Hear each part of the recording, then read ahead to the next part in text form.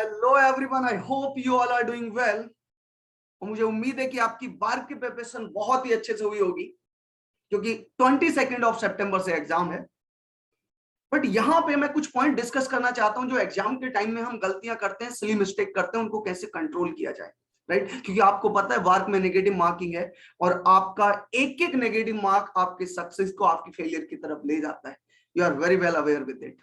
Okay, so one point, first point मैं start करता हूं कि जब भी आप क्वेश्चन को अटेम्प्ट कर रहे हो, during reading of the question ये कंफर्म हो जाना चाहिए कि इस क्वेश्चन को मैं अटेम्प्ट करने वाला हूं या इस क्वेश्चन को मैं स्किप करने वाला हूं, राइट? सिंपल, किसी ने बहुत सही लाइन कही है कि जल्दी करनी है, जल्दबाजी नहीं करनी है। रीजन, आपको सिलेक्शन ऑफ क्वेश्चन में बहुत जल्दी करना है, क्योंकि मुझे सेलेक्ट करके सॉल्व करना है, स्किप करना है, बहुत जल्दी एक बार की रीडिंग में डिसाइड हो जाना चाहिए, राइट? इस तरह से रीड करना है। सेकंड, जब मैं कैलकुलेशन कर रहा हूं, जब मैं ऑप्शन सेलेक्ट कर रहा हूं, राइट, तब ये कहीं गलती से मुझसे सिली मिस्टेक ना हो जाए, तब ये कहीं गलती से मुझसे कोई दूसरा ऑप्शन सेलेक्ट ना हो जाए, ये होता है जनरली।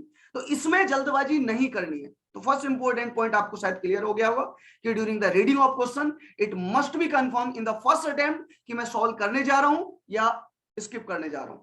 एंड कैलकुलेशन टाइम पे मुझे इस तरह से केयरफुल रहना है कि मैं इस कैलकुलेशन को दोबारा चेक ही नहीं करने जा रहा हूं। Correct, first thing. Second important thing, don't be depressed और ओवर एक्साइटेड। कई बार ऐसे होता है कि कुछ 2-3 क्वेश्चन कहीं पे जाके आपको ऐसे मिल जाएंगे कि आपको समझ ही नहीं आएगा कि मुझे कुछ नहीं आता, और उस टाइम पे हम डिप्रेशन में आ जाते हैं। एग्जामिनर की साइकोलॉजी होती है कि आप उस डिप्रेशन में आओ and third and fourth question को आइदर आपको आता हो या नहीं आता हो, जस्ट टिक द आंसर, जिसको आप बोलते हो तुक्का मारना। तो जिसका कुछ भी नहीं आता हो एंड फील लाइक दिस कि जो मुझे नहीं आता वो सामने वाले को भी नहीं आता हो, क्योंकि आपने इतनी हार्ड मेहनत की है, इतना हार्ड वर्क किया है, तो डेफिनेटली आपको सारी चीजें आती हैं। अगर कुछ चीजें नहीं आती, it's okay, right?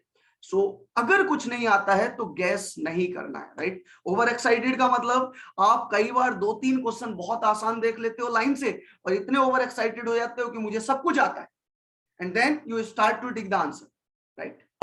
Okay, third important point, जब भी कभी थ्योरेटिकल क्वेश्चन हो तो उसकी लास्ट लाइन बहुत केयरफुली पढ़ना है। होता यह है कई बार कि आपको रॉन्ग पूछा होता है, अपने डायरेक्टली बस क्वेश्चन को देखते हैं, आंसर को देखते हैं और डायरेक्टली आप उसकी लास्ट लाइन रीड नहीं करते कि रॉन्ग पूछा है, राइट पूछा है, and we directly tick the answer.